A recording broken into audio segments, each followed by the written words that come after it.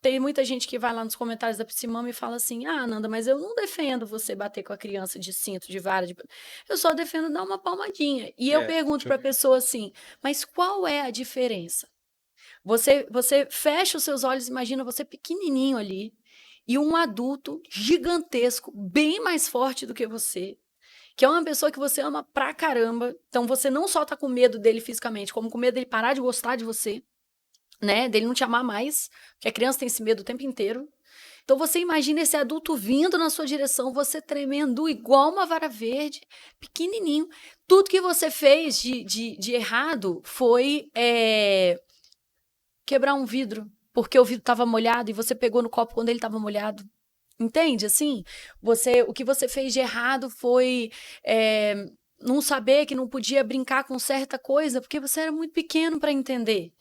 O que você fez de errado foi ouvir 3 vezes e fazer mesmo assim, porque as crianças, principalmente na primeira infância, elas são feitas para repetir coisas que não deram certo.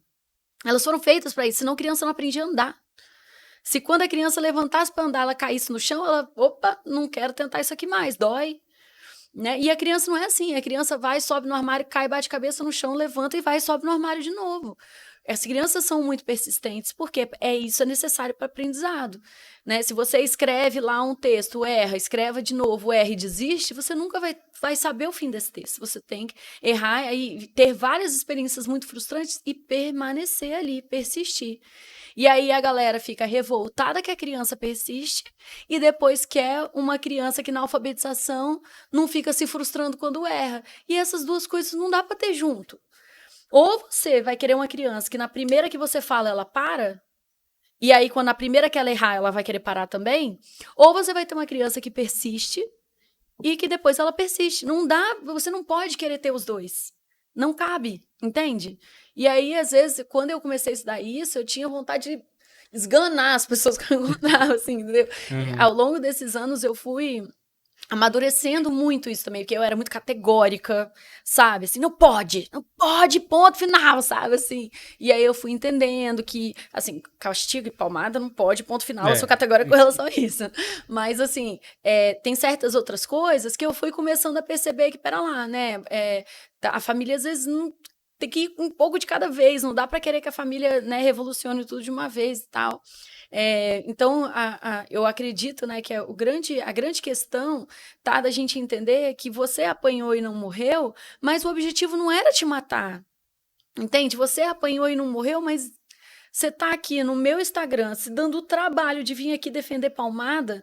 Será que não tem uma partezinha de você de compaixão, de empatia, sabe? De respeito, de olhar? Será que não tem uma partezinha sua que tá doendo muito quando eu falo que as crianças não deviam apanhar? Porque você lembra do tanto que você sofreu apanhando quando você era pequenininho e te dá uma ferida da injustiça gigante você ter apanhado aquilo tudo e agora ter criança que não apanha?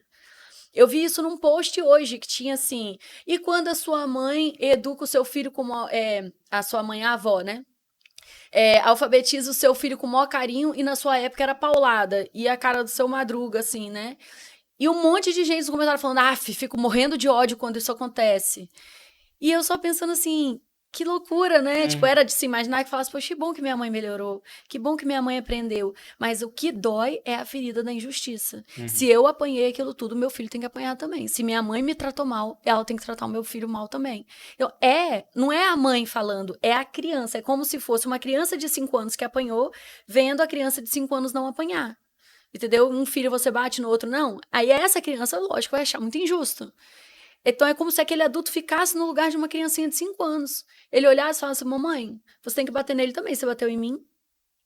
Sabe? Uhum. Então é a criança interior, a criança ferida que tá falando, não é o adulto, sabe?